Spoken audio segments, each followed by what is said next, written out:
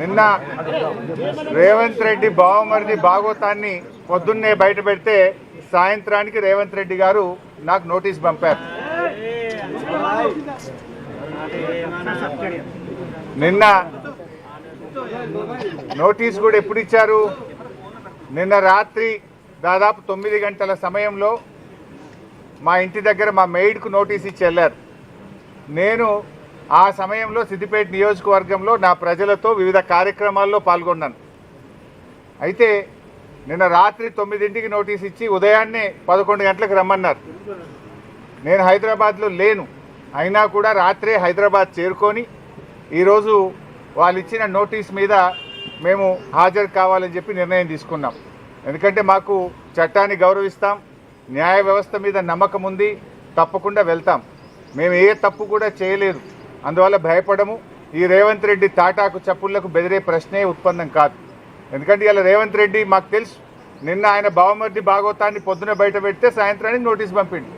ఆ భాగవతం మీద కనీసం ఒక్క మంత్రి కానీ ప్రభుత్వం నుంచి స్పందన కూడా లేదు. ఎందుకంటే మేము అన్ని ఆధారాలతో నిజాలు బయట పెట్టినాం కనుకనే ఆ సమాధానం లేక డైవర్షన్ టాక్టిక్స్ కోసం ఈ నోటీస్ పంపిండని అర్థమవుతా ఉంది.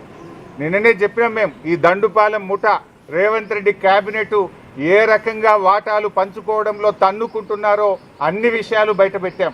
అంటే రాబోయేటువంటి మున్సిపల్ ఎన్నికల ముందు వీళ్ళ అవినీతి బయటపడుతుందని, వీళ్ళ అవినీతి బట్టబయలవుతుందని, వీళ్ళ బండారం బయటపడ్డదని ఒక డైవర్షన్ టాక్టిక్స్కు ఇవాళ రేవంత్ రెడ్డి గారు మాకు నోటీస్ ఇచ్చారు. సరే, ఈ నోటీసులు మాకు కొత్త కాదు.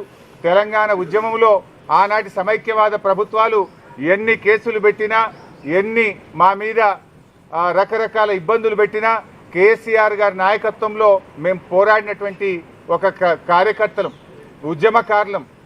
ఆ గత సమైక్య వాళ్ళనే అనేక సార్లు మమ్మల్ని అరెస్ట్ చేశారు, అనేక వందల కేసులు పెట్టినారు.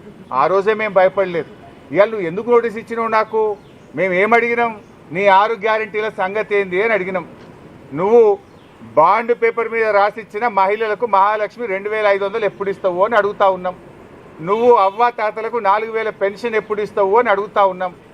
నీ యొక్క అక్రమాలు, నీ బొగ్గు కుంభకోణము, నీ పవర్ కుంభకోణము, నీ హిల్ టీపీ ఇండస్ట్రీస్ కుంభకోణము, నీ భూ కుంభకోణాలు అసెంబ్లీ వేదికగా, ప్రజావేదికగా ఎప్పటికప్పుడు నిన్ను ప్రశ్నిస్తూ ఉన్నాం. సో నీ కుంభకోణాలు బయటపడుతున్నాయి.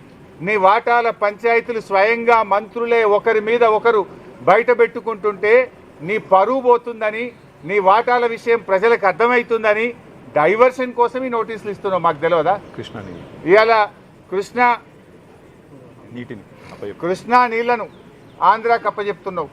అదేవిధంగా గోదావరి నీళ్లను ఇవాళ చంద్రబాబు నాయుడు గారి ప్రభుత్వం, ఆంధ్రప్రదేశ్ ప్రభుత్వం గోదావరి నీళ్లను మళ్లించి మరి బనకచెర్లకు, నల్లమల్ల సాగర్ తీసుకుపోతుంటే నీ చేతగాని తనాన్ని ఎప్పటికప్పుడు నిలదీసింది బీఆర్ఎస్ పార్టీ, ప్రశ్నించింది బీఆర్ఎస్ పార్టీ, నీ యొక్క బండారాన్ని బయటపెట్టింది బీఆర్ఎస్ పార్టీ.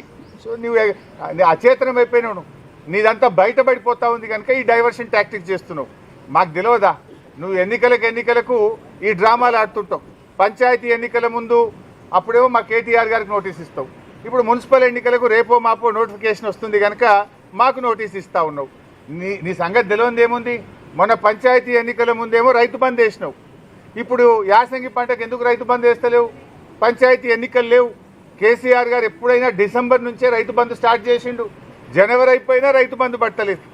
పంచాయతీ ఎన్నికల ముందేమో బతుకమ్మ చీరలు ఇచ్చినావు, మహిళలకు వడ్డీ లేని రుణం ఇచ్చినావు, రైతు బంద్ ఇచ్చినావు. ఇప్పుడు మున్సిపల్ ఎన్నికలు వచ్చినాయి, ఊర్లో నిడిచిపెట్టిండు, రైతు బంద్ ఎగ్గొట్టిండు. ఇప్పుడు ఇవాళ నుంచి పట్టణాల్లో బతుకమ్మ చీరలు వస్తారట.